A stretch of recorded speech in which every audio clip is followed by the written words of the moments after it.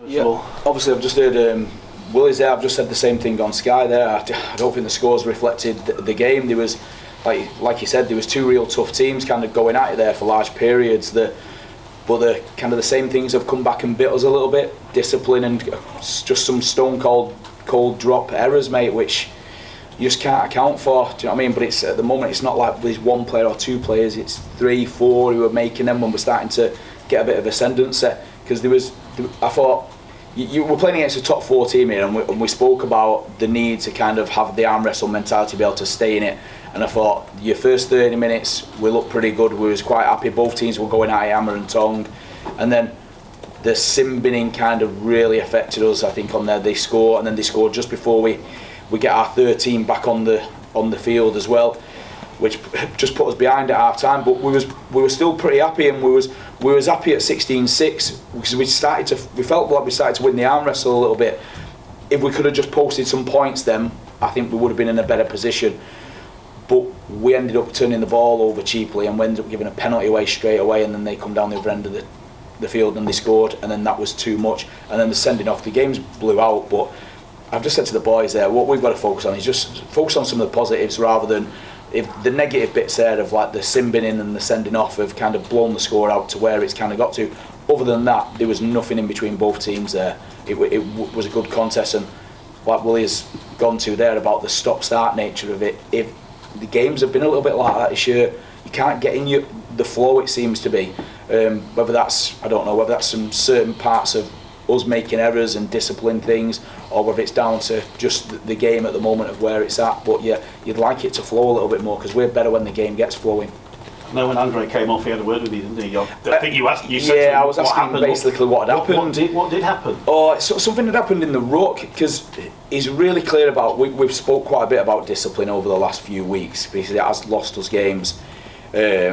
So something had happened in the contact, he said, with Minicello, and then as he's gone away, Mikey Lewis has come in, but then he's flipped him, and then that's when he's landed on his head apparently, and that's what he's been sent off for, because apparently he's landed on his head in a dangerous position, which I kind of get where they're coming from there, but maybe they needed to look at what happened in the ruck, so why has he reacted that way, and then why has Mikey gone and run after him. But I'll leave it for the match review panel to have a little look at that one, to be fair. We just need to focus on what we can control, and for large parts of it we were good, and I don't know, the last 3 weeks we felt more connected as a team, and been able to ride out kind of some tough periods defending your goal line and stuff, which you need to be if you're going to beat the top 4 teams. So yeah, focus on kind of what we can control, I think, rather than be worrying about the other stuff. It was a tough night for Jake Bibby, wasn't it? How do you handle that as a coach? Oh, it's support, mate, to be fair. He's not dropping them on purpose. He's not doing it, and it's like you're in tough positions and this is it, and then people kind of throw criticism out, and he's not doing it on purpose, mate. People are going to have them days. The best wingers in the world, Sergio's talking about Ryan Hall there, he's had days where he's dropped the ball, or he's dropped the ball where he's trying to score and stuff like that, and he's a high quality kind of player. So Jake Bibby's no different than anybody else. They're going to have them. What we've got to try and do is minimise them having them days kind of together and making 2-3 errors back to back, because you've just heard Willie talk about the half-backs and about being able to respond. But once you made 1 error and then you make 2 errors, it's in your head then, and then it makes it very difficult for you as a player. And I think we've conceded the last try because Jake's worrying about obviously dropping the ball, because he ends up getting in a man-on-man situation with Ryan Hall and he backs off him. Well, you back off Ryan Hall, he's going to score. So yeah, I think it's just support, mate. It must be so frustrating for you as a coach, and that like the errors they turned catastrophes, don't they? Yeah. Like, you know, and Harry Rushton on tackle 1, and then was it descent? Yeah. And then they dropped the ball. It was like just a catalogue, and the game turns at that point completely. They score three tries in 11 minutes. And the boys are devastated in there with it. Straight away, Hilly holds his hand up and apologises for the descent, because he knows that's not what we should be doing, and not how we give a team an easy out on the back end of it. We want to try and make them work hard for it, but them things just make it easy for them, and then you can't actually get in the game. So it's like the stone cold drops. the things you can't control, kind of probably in our position on the side, if you like, But the players, it's happened, they've just got to move on and then have an attitude as a team to try and defend for each other. And I thought they did that for large parts. I just thought that the sin binning hurt us, and then the sending off just blew the score out at the back end of that. Other than that, mate, I'm pretty positive of where we've been in the last 3 weeks. You like the sin bins off knock on as well, isn't it? Yeah. Well, no complaints about the sin bin. No, it's one of them 50-50s. I think some people give it, some people don't. He's gone to attack to get the ball because he's trying to defend and you don't want him obviously to score on there. And then Tui's obviously at the back, but he doesn't know Tui's coming around the back, so he's just thinking about trying to get to the ball.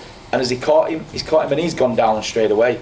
So the sin binning is the sin binning, but it's what we've got to focus on then is how we conceded them tries. To be fair, one of them, the Tyrone May for Hiku, was a smart play.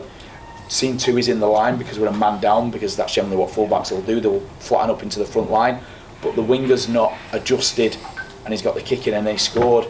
But so then it's brought it back to 6-all, and then there's obviously got the 10-6 on the back of it. Just a word from you on Ryan Hall and Nola being a scorn. Yeah. Probably why you're even playing, to be honest, of your career and as a coach. Yeah. Just how good has he and is he? Yeah, I think his legacy's there now, innit? I think he deserves that as well. For me, I hate the fact he's done it against us tonight, but in some ways I'm pleased for him, because you think about it, people don't understand the kind of sacrifices people make as a rugby player and the stuff they go through with the bodies and things like that. To play the amount of games he's played and to have been as consistent as he's been over a long period of time, it's phenomenal kind of what he's done, and to be able to beat the record, like you say, at home in front of kind of his crowd, a real big one. And then what I liked at the end, his kids come running on straight onto him afterwards, and they were all excited about kind of what he's achieved, because it's amazing not only for him but for his family as well. So yeah, I think sometimes you've just got to step back and acknowledge that he's a quality player, and what's happened today, he deserves to get all the accolades on the back of it.